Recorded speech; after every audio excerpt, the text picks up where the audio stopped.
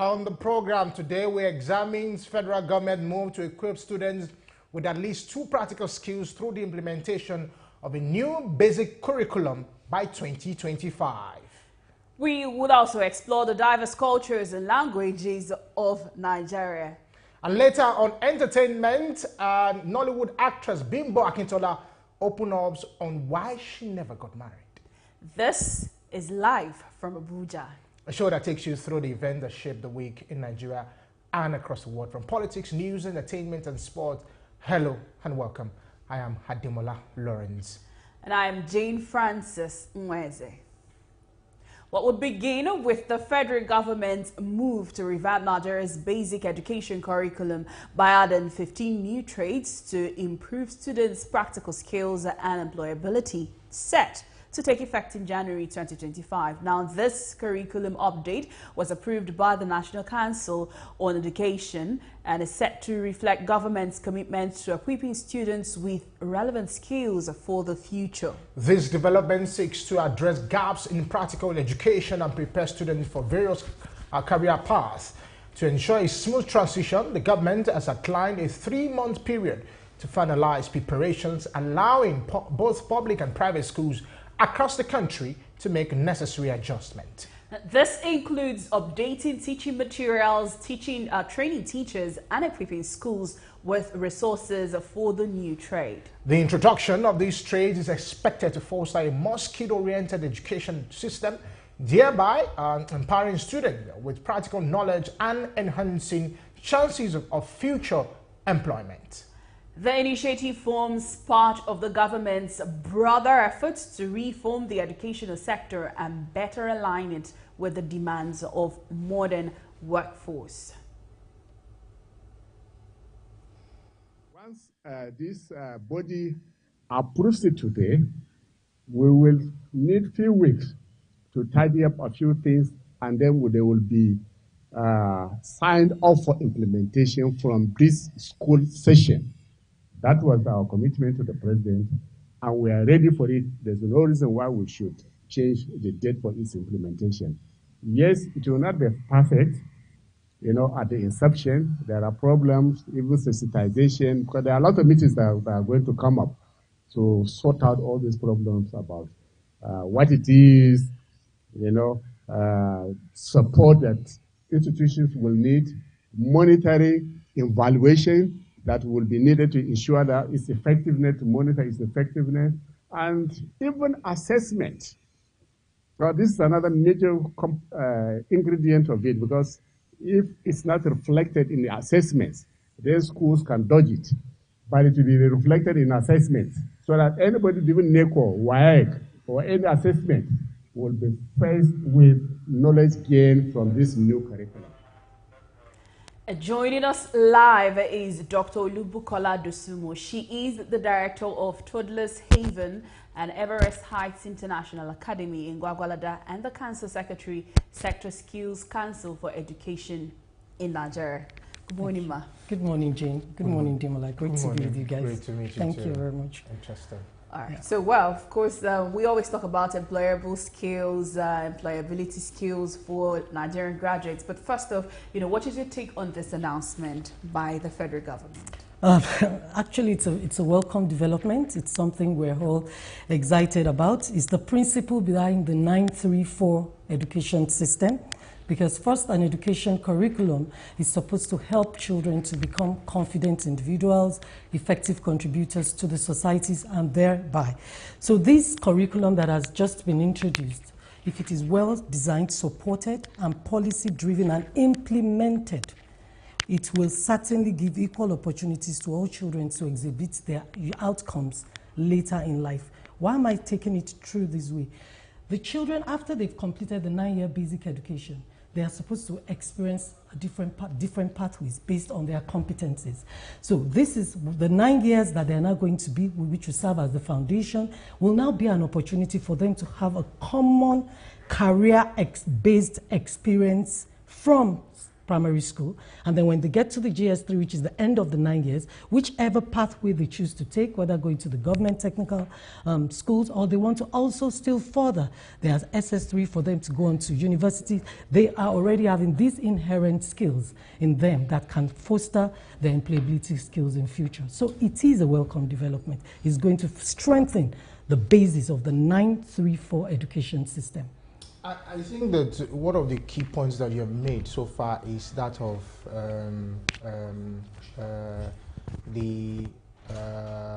how do I put it? When you said that the implementation is the key.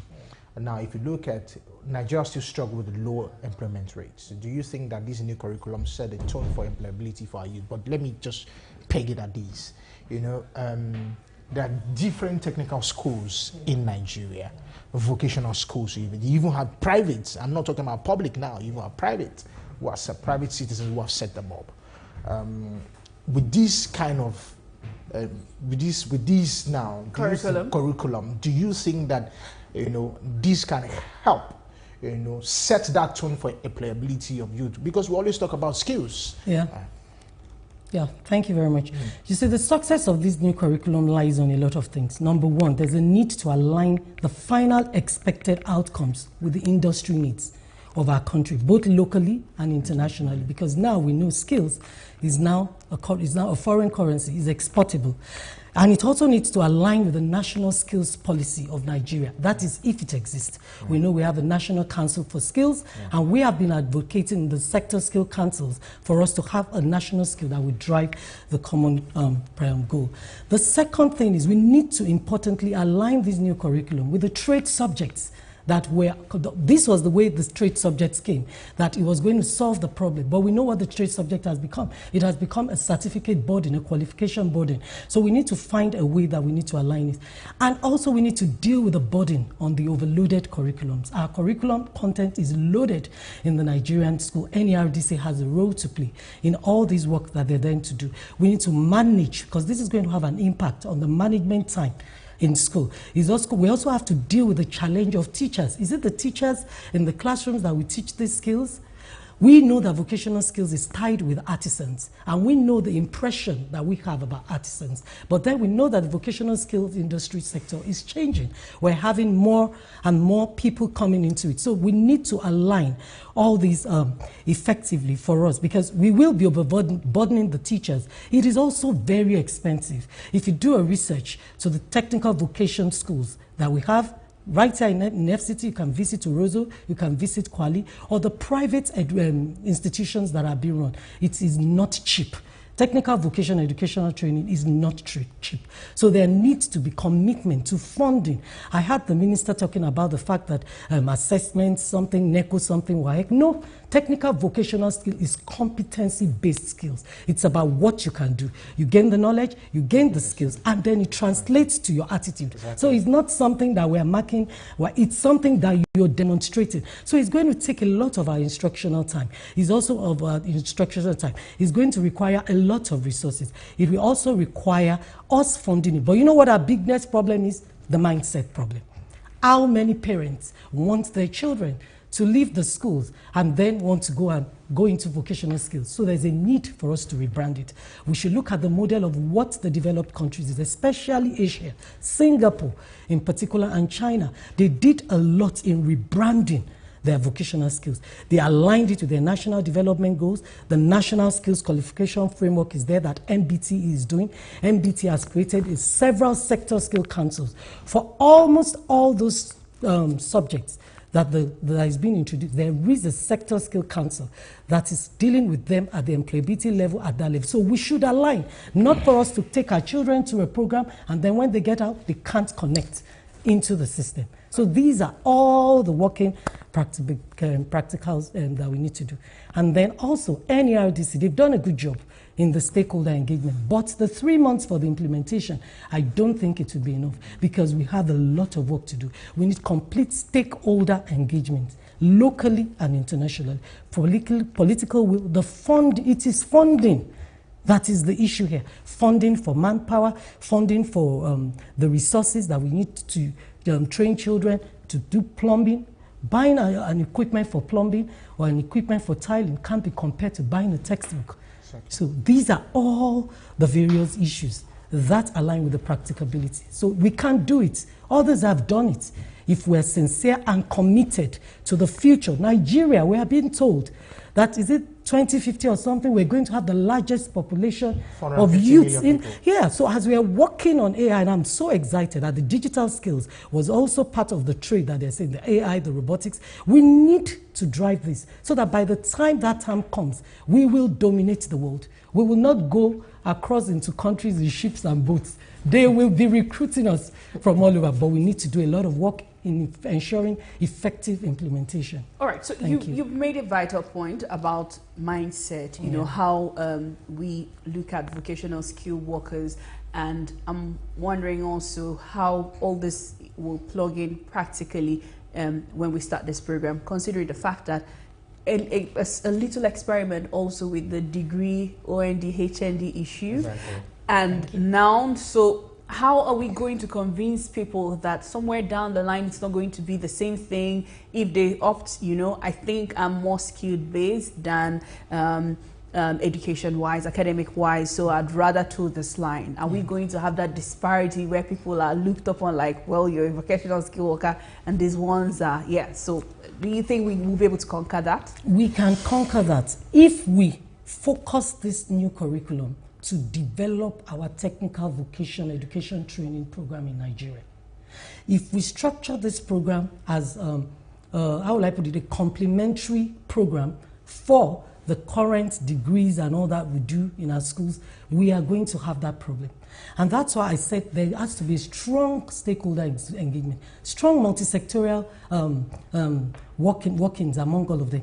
The National Labour for Productivity, the National, the Federal Ministry of Education, we have to come together and align these things. We're looking at a program that is in the next 5, maybe 10 years that we are going to begin to see the effects. If we don't take care of these things, it's still going to be the same thing. We know what our problems are. Where are these problems? Let's be sincere to deal with this problem.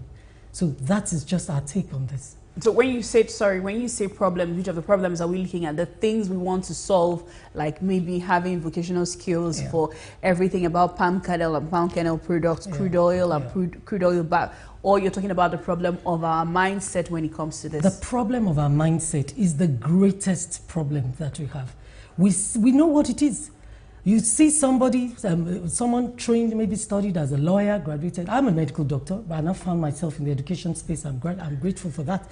But I've seen my colleagues that have actually diverted into tailoring, into fashion designing. They struggled at the beginning. Nobody wants to give them a chance. But now the face is changing. And what the private sector, the private entrepreneurial sector is doing is what we're saying, that government should come in and help us, give us the support, policy development, regulate policies and rebrand it and give it a new face.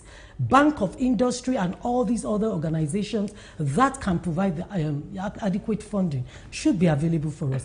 The mindset thing is our biggest problem. But you see, you have somebody in Nigeria who is doing a white-collar job, but can leave the white-collar job and sell and invest so much to migrate to the UK or Canada to do skilled care work. It is all these we're saying. Why? Because the earning power in those countries are higher. That is why they could leave their well-paid so-called white-collar structured jobs to go and take those jobs. So these are the things that is going to help people to accept vocational skills, the remuneration, the wages, the mindset, the way we see them, our attitudes, our response, how we embrace them in the society, the place we give them when it comes to conversations. All these are all what we align and see to helping us on the mindset issues. You know, when you talked about you are a medical doctor, and now you find yourself in the educational space. You have some of your friends who are also medical, but now they are into sewing, tailoring. You know, while growing up, when they ask us, well, what do you want to be? Everybody wanted to be a doctor or a lawyer. Aspiring to be a pilot was a huge thing. Jonathan. And so it became something that almost everybody wanted to do. how do you think that we need to start tackling these kind of issues? For example, from while we were young, if those kind of things can be imputed into our brain, telling us that we can. I'll give you an example. I watched a movie, I think Mechanic, or by Kunle Afolayan. Okay. And where he had to take the son was in after school, he had to take the son to a mechanic workshop to go and learn mechanic, you know. And it was a very fantastic moment. And I thought that, well, that was great. How many parents can actually do that in this time and age? Just imagine, say you go and learn vulcanizer. and in addition to what he's asking, does our 934 have a role to play in this, in solving this? Yes, our 934 has a role to play in this. Number one, the 9 years is what we're trying to do now by giving our children career-based experiences before they leave. Then we know if they get into the senior secondary, the trade subjects has to be revisited. There has to be an alignment at the end of the 9 years. The trade subject between SS1, 2, and 3 has to come in alignment. Then you see the aspect of the mindset thing that we're talking about. We need to showcase a lot of success stories. We need to showcase a lot of success stories that we have in and around us. You know, let people come out, let them say their experiences. Our technical vocational educational schools have to be governments. We have to do a lot of work in rebranding it, in ensuring that things are done properly. The impression that we have. Let's share more success stories. For example, our schools. One of the things I'll advise and advocate for a lot of schools is our career days now in schools should no longer just feature lawyers, doctors. Let's start looking for successful people that handle plumbing, that do tiling. And, you know, you see, when they go through the 9 years, it also gives them opportunity to improve their literacy skills, their numeracy skills, their communication skills, so that we just don't end up having illiterates doing this. So they will still learn. And if they go into the technical vocation schools, they will still do their basic literacy, numeracy, all those other things to ensure that they are well prepared for the workspace, the interpersonal skills they need. But then we need to focus on these skills aspects. No, hold on. You know, I just remembered that there was one time I was reading Nigeria has a lot of policies. You know, we have good policies that can actually solve our problem. The problem is the implementation of those policies, because we like to talk. There's a lot of talking. I was at an event yesterday, and it was AFDB President Akima Adesina, where he was rolling out all of the beautiful things that Nigeria needs to do and how we can be able to cut all those corners and all those bottlenecks. But the problem is the implementation of all these policies. How do you think that we can enforce this implementation to check who is supposed to be checked, monitor who is supposed to be monitored, to carry out this implementation? You see, thank you for that question. For example, I am the Council Secretary for the Sector Skill Council on Education, and one of the greatest problems we are facing right now is the activities of our council as it relates to the Federal Ministry of Education has not been regulated. So one of the things that can hinder, those are bottlenecks. Yes, those are the bottlenecks that you meet. People, you can't, if you say, okay, they know that this is what they're supposed to do. We know that to have teachers in our 0 to 5 years classes, they're supposed to take this certification. But who is going to catch me if I don't take it? So it's about, that's why I was talking about that every sector that is related needs to come in. Yes, we are talking about a primary school curriculum, but we need the Ministry of Labor and Productivity. We need them to come in because of this HND and all that issue. And, you know, besides that, we can just align. We just don't need only the Federal Ministry of Education. We need Youth and Social Development. Federal Ministry of Education is doing this curriculum now. And there's a lot about to do with AI, robotics. We need NITDA. We need the Ministry of Communications. Yes, Ministry of Communications. We need this is our new ministry, Bosu Tijani. We need Bosu Tijani's ministry.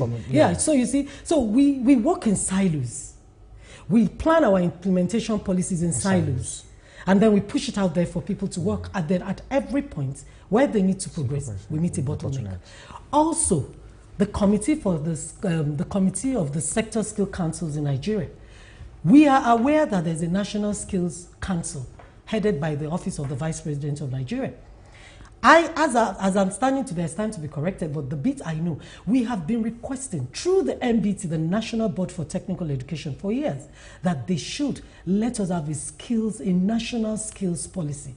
When that policy is there, everybody will align with the education alliance, labor productivity alliance, digital economy, so that is where our problem is. And that is why you see that it is only, I'm sorry to say, often always the private sectors that successfully champion these programs. They are always the only one, because they have the resources, they have the networking, they probably are able to access grants, they have the commitment and the passion to go through all it takes to make it run.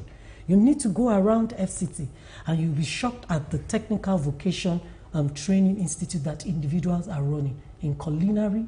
You will be impressed. You will wish you should go down and take a course in welding, welding. NAPTIN is doing so much because they are the ones that are supervising the Sector Skill Council on electrical and energy. So this regulation is very key. Multi-sectorial collaboration is critical. Commitment and political will is key. And like I said, we must run it separately with the intention to develop our technical vocation industry and not just any other thing. Otherwise, it will end up as a paper qualification. All right. So we've had a lot of things, that were pushed by foreign-funded agencies. For example, I don't know if you're conversant with Part 2 for malaria, Part 1 and 2 for malaria. I think it was V4C, Voices for Change, that came in to push for gender equality and all the other things that were in between. So most of the things, and we saw the success rates that they were, but then, like you also mentioned, these private sectors are able to get grants to make push for this, to make advocacies, consistent advocacies for this. And right now, it looks like if we just talk about this policy and you talk about it on this show, maybe by January 2025, we probably just see a few things in curriculum and it ends there. So without all these, this kind of agencies coming out to push for consistent advocacy, are you confident we can make any headway? Because you pointed out why it's important that we get committed, but without that push, some group always on the government's neck, on the news, constantly doing programs for journalists. Do you have confidence that we can make headway? I have confidence in Nigeria. That's why I have no jackpot. I have confidence in the fact that if we're committed little by little, we will get there. We also need you, the media. We need you to come in and bring out success stories. We need you to come in and make advocacies for those that need support. We need you to go to the rural areas, because when we're even talking about employability, we're talking about those majority of those affected are those that are in the rural areas. We're concerned about our public schools. So you see, it's about harmonizing it. One of you, can take up a spirited venture that this vocational stuff that is coming up, I am going to dedicate a line, or maybe something online or in the news, and you're going to continually advocate success stories, push government wherever it is required. But as long as the private sector is in this country and we're allowed to thrive, as long as there are people that are passionate, whether in the private sector or in the public sector, and as long as we have the right, how will I put it, officers in the right places. We don't have round pegs in square holes. If you have the right people there, we're going to it's going to be tough. There's nothing that is easy in Nigeria. Any RDC has started, they are highly commended. I've had conversations with those that worked on this program, and they said the implementation phase is they're going to give it all it takes. So it's good we're having conversations like this so that they can know that it's not bread and butter. But 3 months, it's not enough. It's not enough for the implementation. Right. 3 months is not enough. Thank you very much. Thank you very much. Thank you. Dr. Olubukola, this has been quite insightful Thank and inspiring.